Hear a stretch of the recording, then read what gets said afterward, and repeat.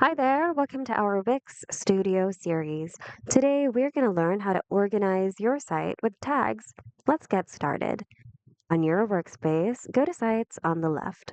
Make sure that you go to the list view so that you can select multiple sites at the same time. Select the websites you'd like to assign a tag to. Once you're done selecting, click on Assign Tags here. Click on Manage Tags. Click on Create Tag and input your tag name here. Once you're done inputting, click on the checkbox here, and then repeat the process for all the other tags you'd like to create. Once you're done creating your tags, click on Close. Now click on Assign Tags again, and select the tags you'd like to apply to your selected websites. Then click on Apply, and your tags should successfully be updated.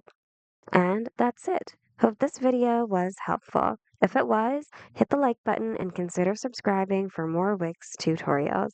Thanks for watching and see you guys in the next video.